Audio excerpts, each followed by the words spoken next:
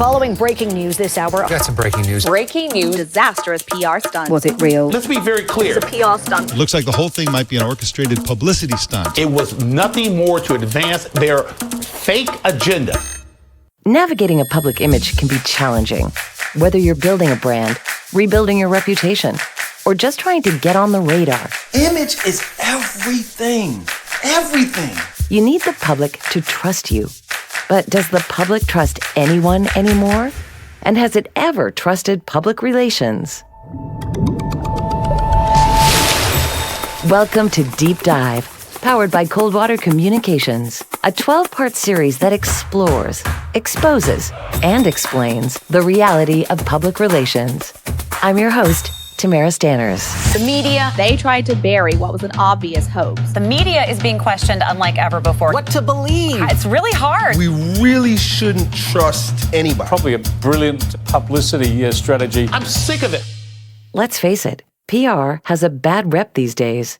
Instead of public relations, it's often viewed as the first two-letter words of propaganda. PR practitioners are often seen as the puppet masters working behind the scenes to spin a situation to their advantage or to dupe the public.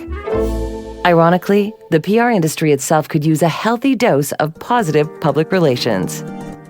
Theodora Jean has worked across various sectors of the PR industry for more than a decade and is the founder of Coldwater Communications, a PR agency based in British Columbia's Sea to Sky region.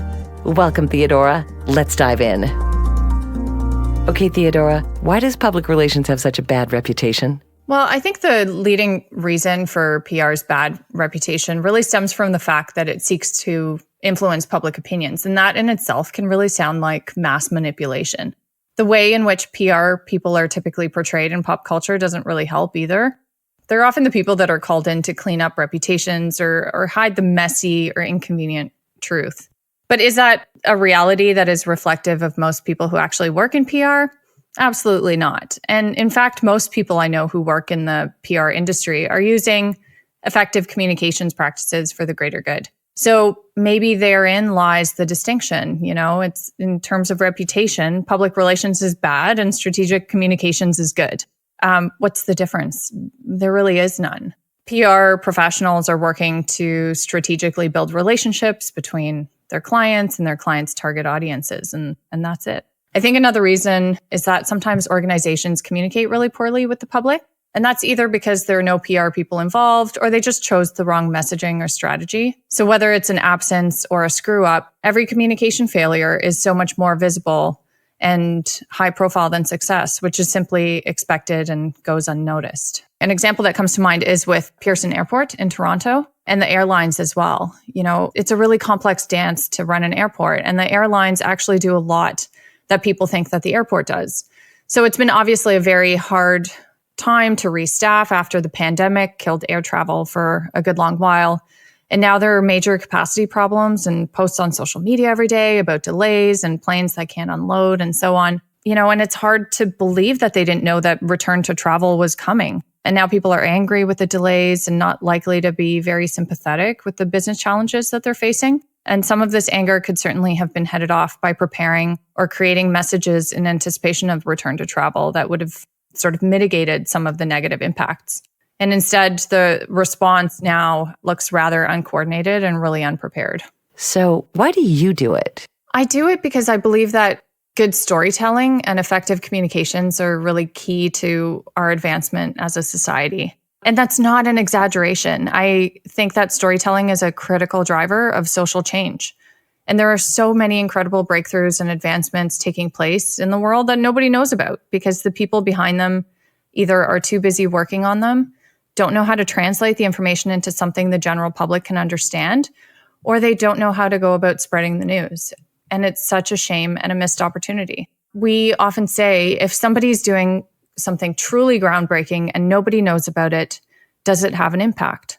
Well, perhaps on a select few, but does it reach its full potential? No. Does it get funded? No. Does it get widely adopted? No. Do people show up for it? Heck no. And that's where PR steps in.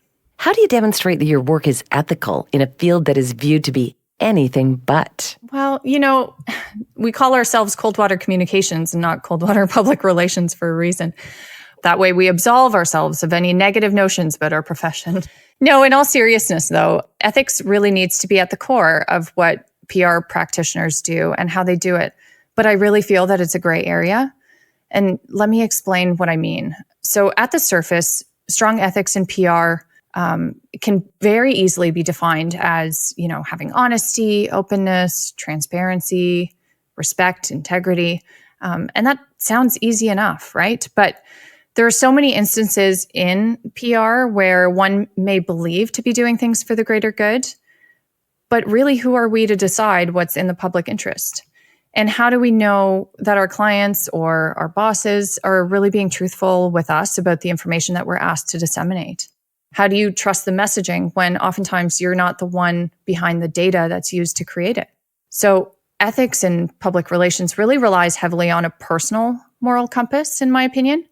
I've worked in PR long enough to see dissenting opinions on the same team about what's right and wrong.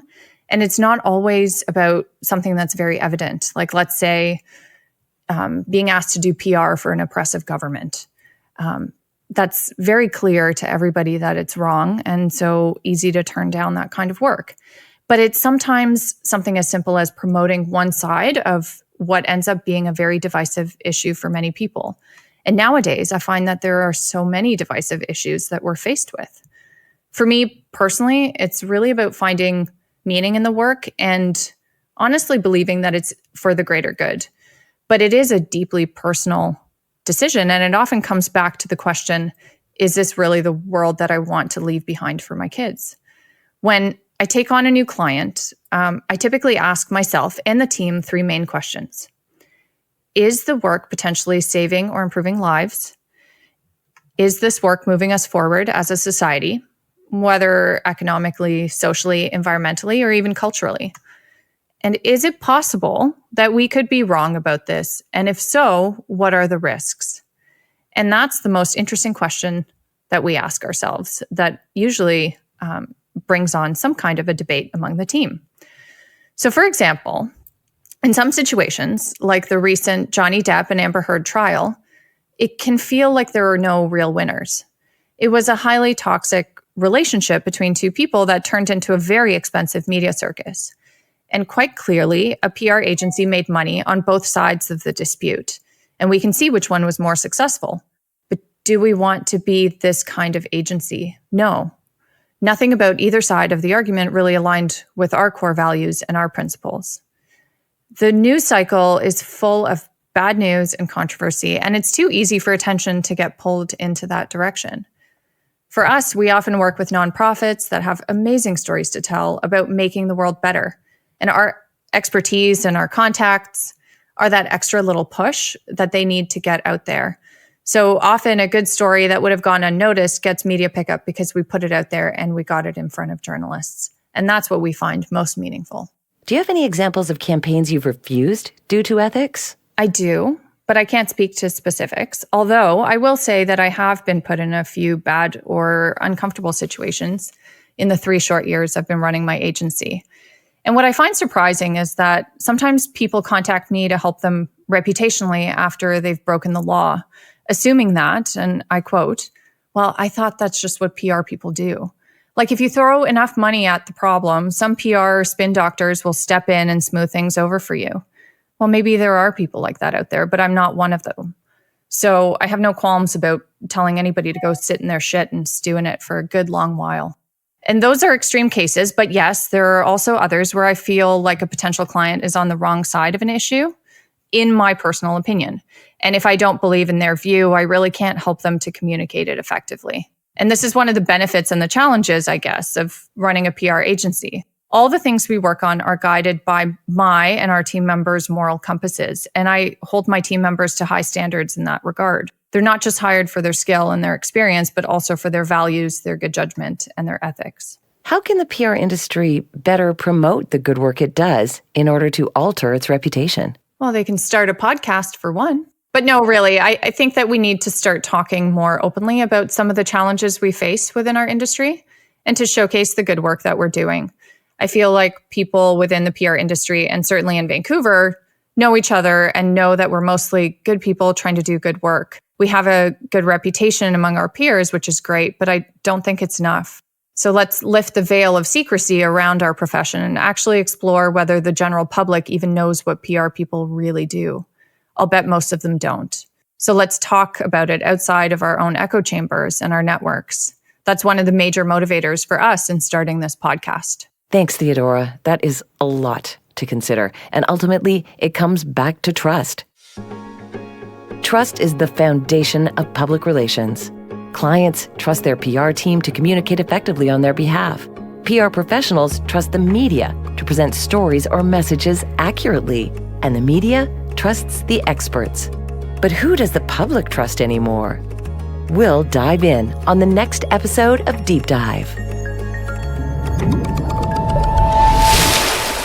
Subscribe to Deep Dive for new episodes every month. For more information and social pages, visit coldwater-communications.ca.